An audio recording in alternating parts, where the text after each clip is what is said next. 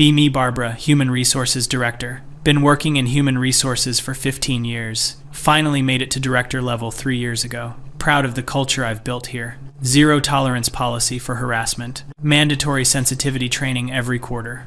Anonymous reporting system I designed myself. Monthly all-hands meetings about workplace respect. Everyone should feel safe, especially women. This is my life's work. Monday morning, walking through the office. Notice something weird. Derek from accounting has a small black device clipped to his shirt pocket. Looks like a camera. Definitely a camera. Walk over to his desk. Derek, what is that? He doesn't even look up from his computer. Body camera. My jaw literally drops. Excuse me, a body camera? Yep, records video and audio. 1080p, 12-hour battery life. Feel my face getting hot. Derek, you cannot record people without their consent in the workplace. He finally looks at me, completely calm. Actually checked with legal. One-party consent state. As long as I'm part of the conversation, I'm good. My hands are shaking. This is creating a hostile work environment. He goes back to his computer. Is it though? Storm back to my office. Immediately email the entire male staff about recording policies. Spend an hour drafting it. Explain how cameras violate privacy. Explain how this creates anxiety for other employees. Explain how this demonstrates a lack of trust. Explain the importance of psychological safety. Hit send. Feel slightly better. Next morning, walk into the office. See Cameron from IT with a camera on his belt. Richard from operations has one clipped to his pocket. Ryan from sales has one on his collar. Trevor from marketing has one attached to his bag strap. My stomach drops. Count at least 8 cameras just walking from the elevator to my office. This is coordinated. This is organized. They planned this. Call an emergency meeting with all department heads. 6 men, 2 women. 5 of the men are wearing cameras. I can barely breathe. Gentlemen, ladies, we need to discuss this camera situation. James from finance speaks up immediately. What situation, Barbara? His camera is pointing right at me. The fact that you're all recording each other, recording me, recording everyone. We're protecting ourselves. Feel anger rising in my chest. Protecting yourselves from what exactly? Kyle from operations leans forward. From accusations, false accusations, ambiguous accusations, from he said, she said situations where we lose automatically. My voice gets louder. That is absurd. That is paranoid. That is... Richard interrupts me. Is it? Because in the last year you've investigated 16 harassment claims. All 16 were against men. 12 were unsubstantiated. Yet all 12 men were still required to undergo additional training, mandatory check-ins, and one was transferred to a different department. Feel my whole body tensing. Those investigations were thorough and fair. Ryan laughs. Actually laughs. Fair?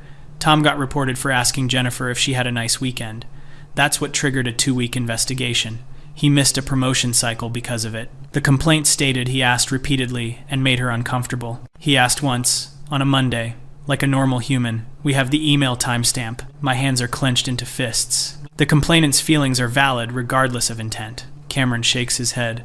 See, that's the problem. Intent doesn't matter anymore. Context doesn't matter. We're guilty until proven innocent, and even then we're still suspicious. Stand up from my chair. I have created policies that protect everyone in this organization. Trevor finally speaks, voice cold. You've created policies that protect women and punish men for existing in the same space. My voice is shaking now. That is not true. That is not fair. I have worked my entire career to make workplaces equitable. James stands up too.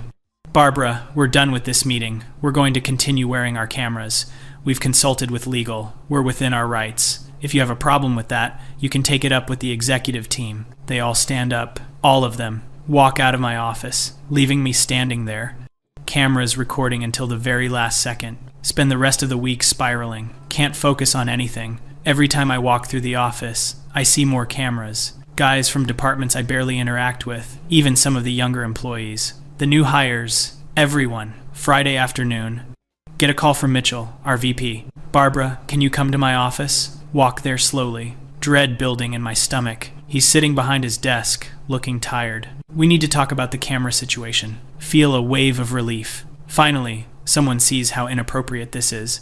Mitchell, thank you. This has been absolutely unacceptable, and He holds up his hand. I've had 7 different employees come to me this week. All men. All with similar complaints about human resources policies. My relief turns to ice. Complaints? They feel targeted. They feel like your department operates with a presumption of guilt. They feel like the anonymous reporting system is being weaponized. Cannot believe what I'm hearing. Mitchell, I have built a comprehensive framework for addressing workplace harassment. These men are upset because they're being held accountable. He sighs. Barbara, 3 women in marketing reported that Derek made them uncomfortable by wearing his camera. I spoke with Derek. You want to know what he told me? Don't answer. He said he started wearing it the day after you called him in for a complaint. A complaint from an anonymous source stating he looked at someone the wrong way in the break room. He was never told who. He was never told when. He was never told what looking the wrong way even meant. But he had to attend a 4-hour training session and sign a document acknowledging the complaint. Feel defensive. We take all complaints seriously. He was getting coffee, Barbara. Someone reported him for getting coffee and glancing in the wrong direction. Stand up. I don't have to defend my policies to you or anyone. These policies are best practices. They're based on research. They're based on creating safe environments. Mitchell's face hardens. They're based on assuming men are predators. And these men are tired of it. My voice gets loud. Oh, I'm sorry that men have to experience a tiny fraction of the discomfort that women have experienced for decades. I'm sorry that men finally have to think about their behavior. I'm sorry that men... He interrupts. Barbara, I need you to take a week off. Stop mid-sentence. What? You're too close to this. You're too emotional about this. Take a week. We'll discuss this when you return. Feel tears of rage forming. You're punishing me for doing my job. I'm asking you to take a break. Paid leave. Use the time to think. Walk out before he can say anything else. Don't take the week. Come in Monday morning. Ready to fight. Ready to defend everything I've built. Ready to show everyone that I'm right. 10 a.m. There's a meeting on my calendar I didn't schedule. Conference room B. Walk in. 12 men sitting around the table. Every single one wearing a camera. They've been waiting for me. Richard gestures to the empty chair. Barbara, sit down. Stay standing. I don't know what you think this is, but... Ryan's voice cuts through. Sit down. Something in his tone makes me sit. All 12 cameras pointed at me. Red recording lights blinking. Derek starts talking, and his voice is shaking with anger. We're done, Barbara. We're done with your policies. We're done with your investigations. We're done with walking on eggshells. We're done feeling like criminals. Try to respond. You don't understand the larger context of... Cameron slams his hand on the table. No, you don't get to talk yet. You're going to listen. Have never been spoken to like this. Feel panic rising. Look toward the door. Trevor continues. For 2 years, we've dealt with your system, your anonymous complaints, your guilty until proven innocent investigations, your mandatory trainings that treat us like we're all one step away from assault. We're done. Find my voice. You think you're the victims here? You think having to be mindful of your behavior is oppression? Richard leans forward, and he's furious. I got reported for helping Susan carry boxes. Carrying boxes. Because I didn't ask first. I saw a colleague struggling, and I helped. That turned into a week-long investigation about respecting boundaries.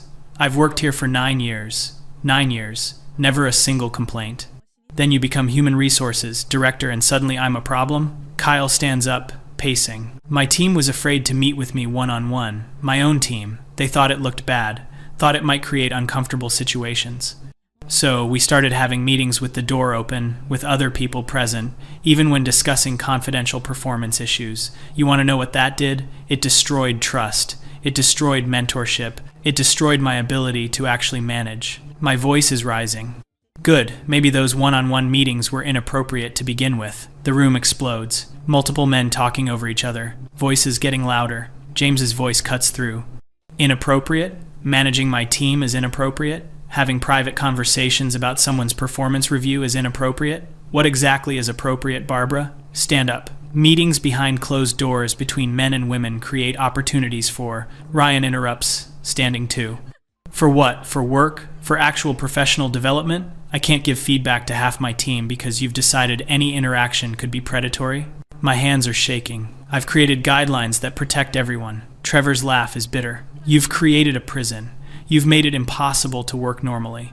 Half of us are afraid to make small talk. We can't comment on anything. We can't ask personal questions. We can't be friendly. We can barely be colleagues. Cameron stands. I had a panic attack before my performance review. A panic attack. Because my reviewer was you, and I was terrified of saying the wrong thing, making the wrong eye contact, sitting in the wrong position. I've never had anxiety before working here. Now I do. Feel tears forming, not from sadness. From rage. You're all being dramatic. You're all making this about yourselves when the real issue is, Richard interrupts, voice like steel. The real issue is that you don't see us as people. You see us as threats. Every single man in this building is a potential predator to you. That's your starting position, and we're furious about it. Multiple men start talking at once. Derek, you rejected my request for parental leave modification because flexibility is designed to help working mothers. Kyle, you told me I was being aggressive in a meeting where I disagreed with you, but when Sarah disagreed using the same tone, she was being assertive. Ryan, you implemented a policy where men can't travel alone with female colleagues, but women can travel alone with male colleagues. Explain that. James, you refused to investigate when Tom reported being touched inappropriately at the holiday party because men don't experience that kind of harassment. Trevor, you canceled the mentorship program because too many senior men were mentoring junior women and you said it looked bad. Shout over all of them. Enough. Room goes quiet, breathing hard. You want to know what the real problem is? The real problem is that for decades, centuries, women have had to navigate workplaces designed by men, for men, that excluded them, harassed them, diminished them. And now, when we finally have a voice, when we finally have policies that take women seriously, you can't handle it. You can't handle the slightest discomfort. You can't handle being questioned. You can't handle accountability. Derek stands, and he's shaking with anger. Accountability? Accountability? I got investigated because I wore a shirt someone deemed too tight. A shirt. Because it might make others uncomfortable by drawing attention to my body. Do you understand how insane that is? Voice getting shrill. Dress codes apply to everyone. Derek's voice gets louder. But they don't, do they? Because Richard wears the same size shirt and he's never been reported. You want to know the difference? The person who reported me had asked me out 2 months earlier, and I said no. And that turned into a harassment complaint about my clothing. Feel my face burning. That's not what the complaint said. He pulls out his phone. I requested the complaint through legal. I have it right here. Want me to read it? Don't respond. He reads anyway. Derek's choice of fitted clothing creates a distracting environment and seems designed to attract attention. That's it. That's the whole complaint. And you investigated me for 2 weeks. Richard adds, and the person who filed it faced no consequences for a false report. No consequences for weaponizing your system. Try to defend. We can't punish people for making complaints in good faith. Ryan's voice is harsh. Good faith? It was retaliation. It was obvious retaliation. But you didn't care because it fit your narrative. Cameron walks closer to me. You want to know why we're wearing cameras? You want to know why we're this angry? It's because we're terrified. Every single day. Terrified that someone will misinterpret something, misremember something, exaggerate something, or just lie. And we know that you will believe them over us every time. Voice breaking. I believe evidence. I believe facts. Trevor's laugh is cold. You believe feelings. You believe vibes. You believe something felt off is enough to launch an investigation that goes in our permanent file. Wipe my eyes. You're all being paranoid. Kyle slams his laptop on the table, opens it. Here. I've documented every investigation you've opened in the past 2 years. 43 total. 43. Want to guess how many targeted women? Don't answer.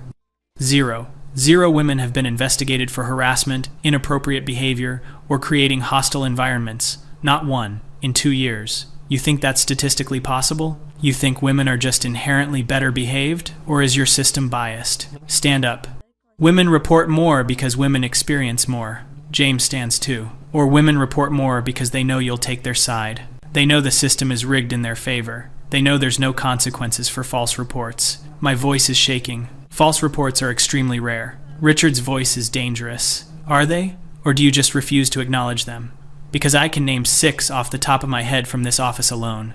Derek adds, when I proved my complaint was false, literally proved it with email timestamps and witness statements, nothing happened to the person who filed it. Nothing. But I still had to do the training. Still had to have monthly check-ins. Still have it in my file. Where's the fairness in that? Feel cornered. Feel attacked.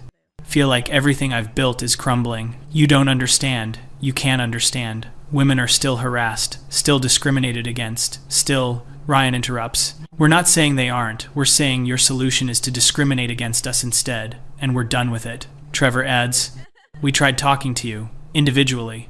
We tried raising concerns. You dismissed all of us, called us defensive, called us part of the problem. So we stopped talking and started recording. Slumped back in my chair. The cameras make everyone uncomfortable. Cameron's voice is firm. Your policies make us uncomfortable. The cameras make us safe. Last attempt. Mitchell won't allow this to continue. Kyle smiles, but it's not friendly. Mitchell approved the cameras. We met with him and legal before we started wearing them. They reviewed your investigation records. They reviewed the complaints. They reviewed the outcomes. Mitchell agrees there's a problem. Feel the room spinning. That's not, he told me to take time off, but he didn't say. James finishes. He's requiring you to undergo retraining, bias training, investigation best practices, due process, and all of your future investigations will be reviewed by legal before any action is taken. Stand up too fast. Chair falls backward. You went around me. You undermined me. You coordinated against me. Derek's voice is calm now. We protected ourselves, that's all. The same way women have had to protect themselves for years. You should understand that. Feel like screaming. It's not the same. It's not the same at all. Richard stands. You're right. It's not. Because when we protect ourselves, you call it hostile. When women protect themselves, you call it necessary. That's the double standard we're done with. Grab my bag. I'm leaving. I'm going to Mitchell. I'm going to the executive team. I'm going to... Ryan's voice stops me. We already met with them, yesterday, all 12 of us. We presented our documentation, our recordings, our evidence. That's why this meeting is happening. They asked us to tell you directly how we feel, so that's what we're doing. Trevor adds, we're angry, Barbara. We're furious.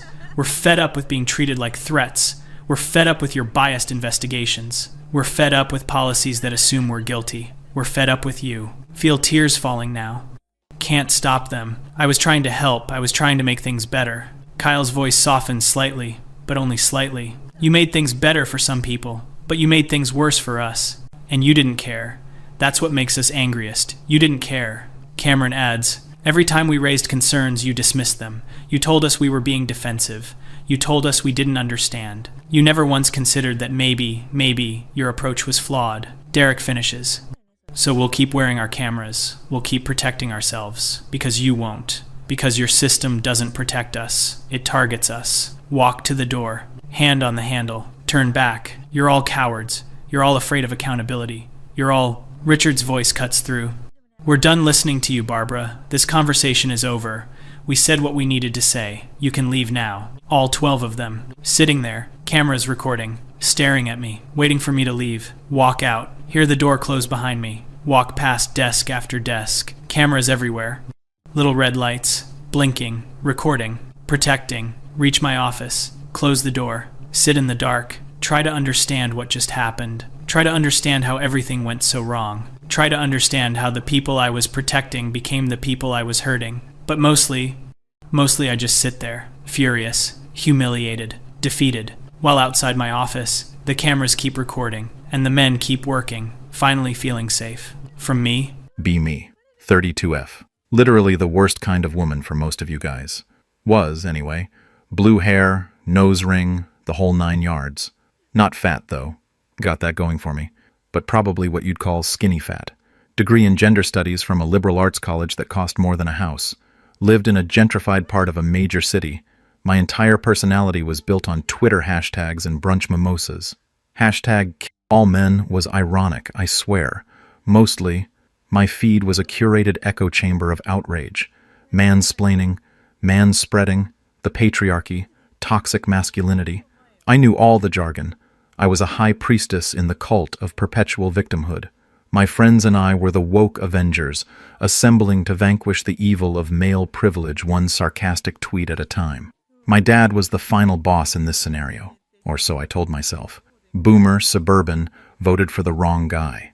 Worked as a civil engineer his whole life. Built bridges, roads, infrastructure. You know, the stuff that keeps society from collapsing. But in my eyes, he was just a walking personification of the patriarchy.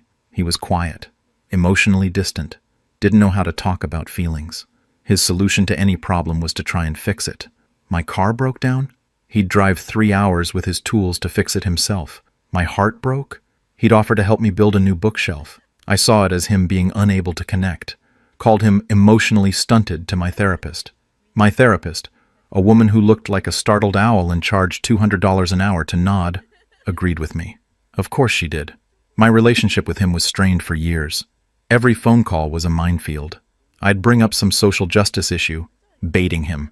He'd give some common sense, apolitical answer. I'd twist it into proof of his inherent bigotry. It was a sick game, and I was the only one playing. He just wanted to know if I was eating right. I wanted to deconstruct his entire worldview. We talked past each other. 2 ships in the night, one of which was on fire, and actively trying to torpedo the other. Last year, he got the diagnosis. Pancreatic. The bad one. The one that's basically a death sentence with a tight deadline. Got the call from my mom. They'd been divorced for 15 years but were still civil. More on that later. She was crying. I felt nothing at first. Just a cold, hollow inconvenience. Shit, now I have to go back to that dead-end town. I know, I'm a piece of work. Just wait. Flew home a week later. Walked into the house I grew up in, the one he had to move out of. He was staying there since my mom had a spare room. He was on the couch, watching some old western. He looked smaller. The man who used to lift me up with one arm, who taught me how to ride a bike, who carried all the groceries in one trip. He looked like a balloon that someone had let half the air out of. His clothes hung off him, but he smiled when he saw me. That same old, quiet, gentle smile. Hey, kiddo. I just stood there, my brain short-circuiting. The patriarch was dying. The oppressor was weak. It didn't compute.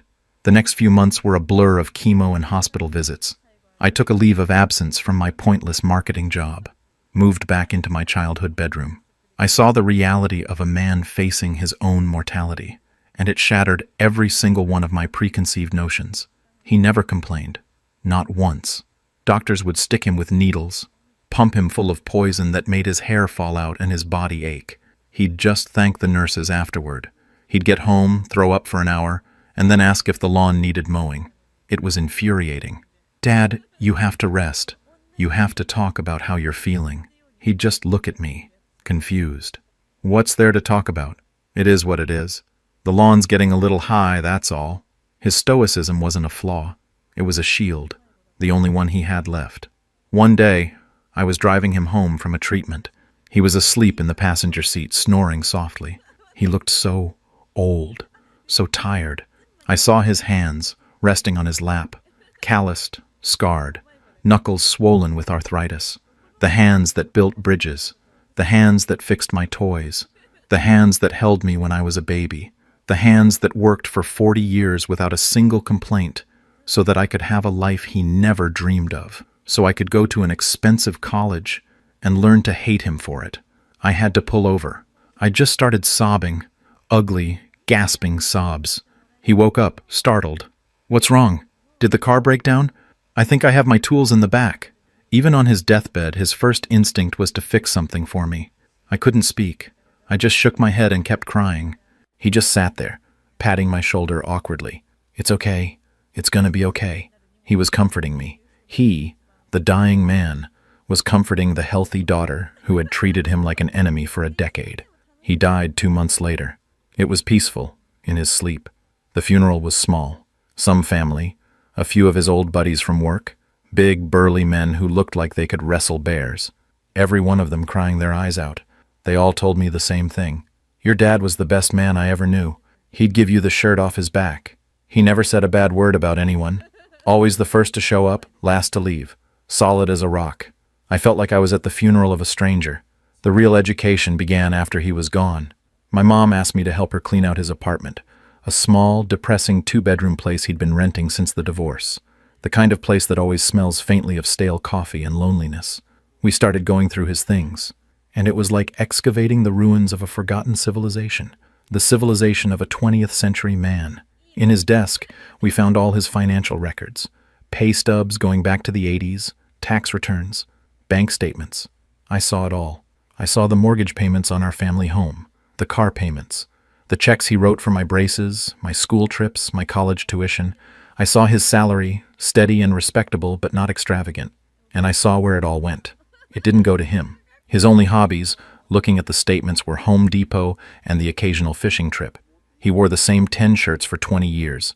He drove the same beat-up truck. He packed a lunch for work every single day. Every spare penny went to me and my mom. Then we found the divorce papers.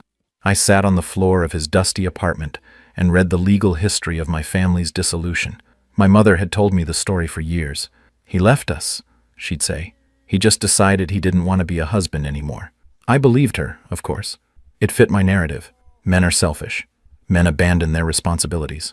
The papers told a different story. They told the story of no-fault divorce law.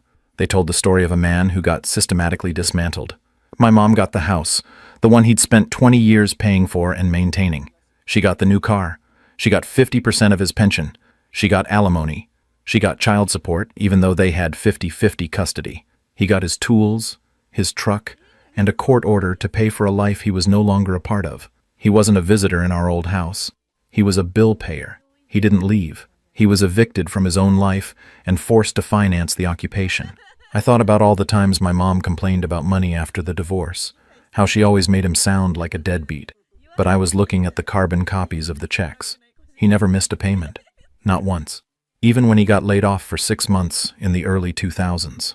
He took a job as a handyman, working 80 hours a week, just to make sure those checks cleared.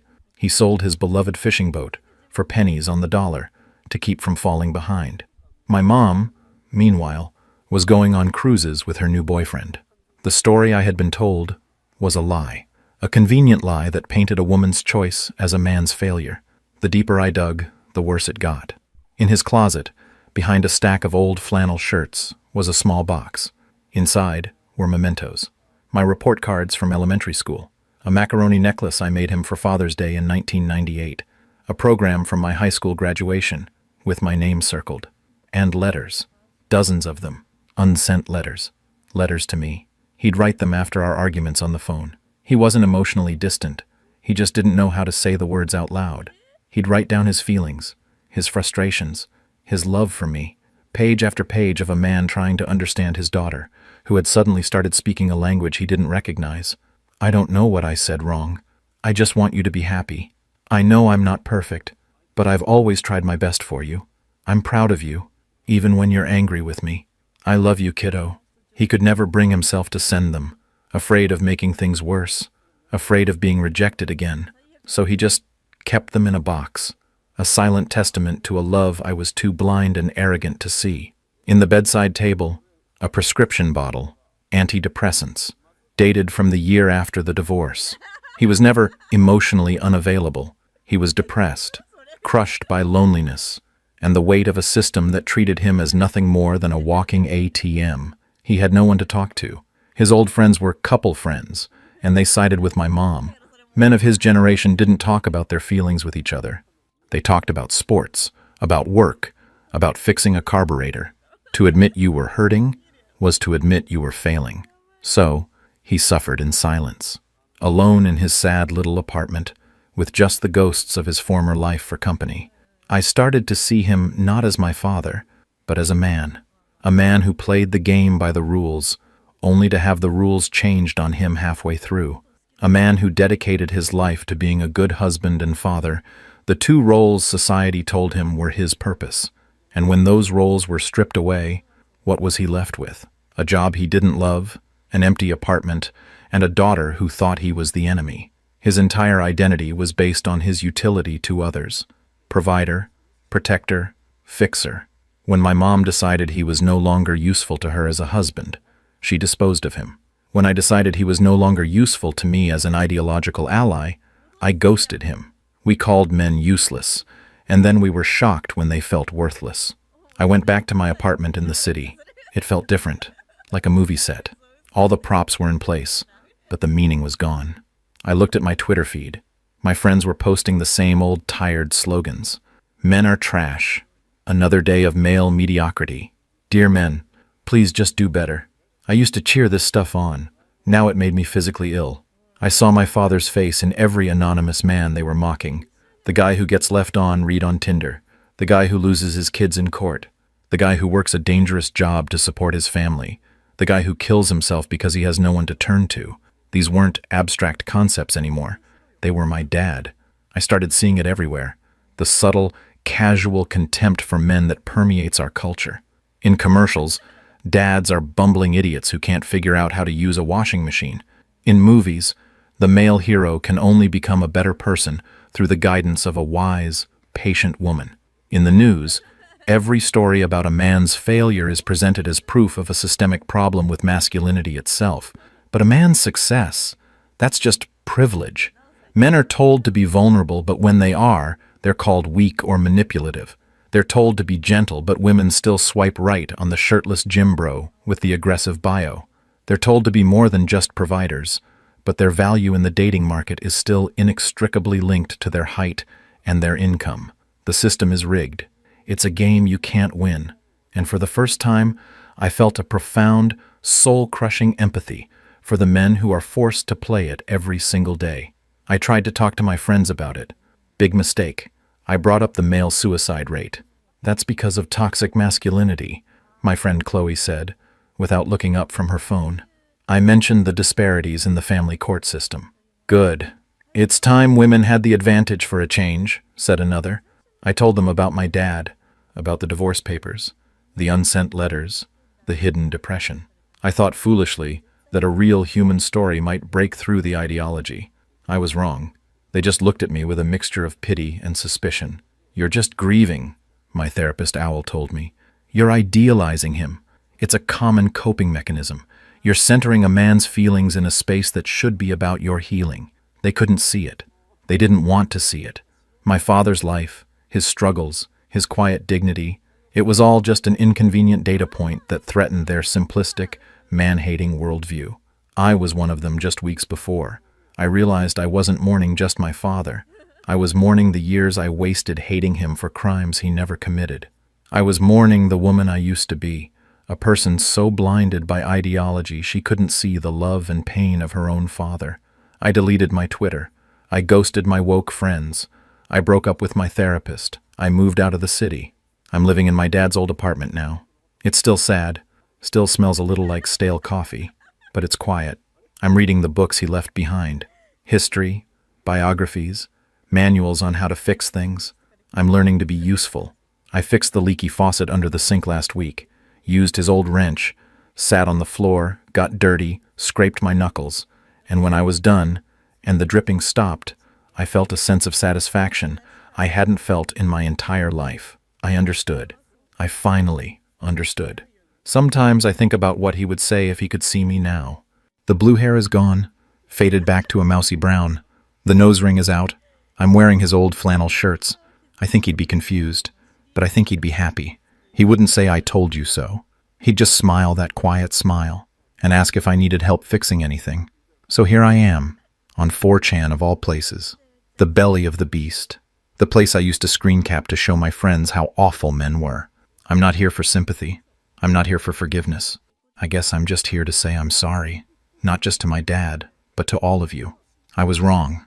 We were wrong. We called you useless. We didn't realize that for so many of you, being useful was the only thing holding you together. We broke you, and then we blamed you for being broken. My mom called yesterday. She was complaining about her new boyfriend. He's just so useless, she said. He never fixes anything around the house. Not like your father. I just stayed silent. The silence of a man who knows there's nothing he can say that will make a difference. The silence of my father. When she was done, I just said one thing. I know, Mom. I hung up the phone and looked around the quiet apartment. On the wall, I'd hung a picture of my dad. He's younger, smiling, holding me as a little girl on his shoulders. He looks happy, strong, useful. A tear rolled down my cheek.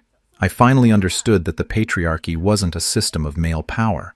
I realized it was a system of male sacrifice, and we'd just forgotten what we were sacrificing them for. My dad died, and the only thing he left me was a toolbox and a lifetime of regret.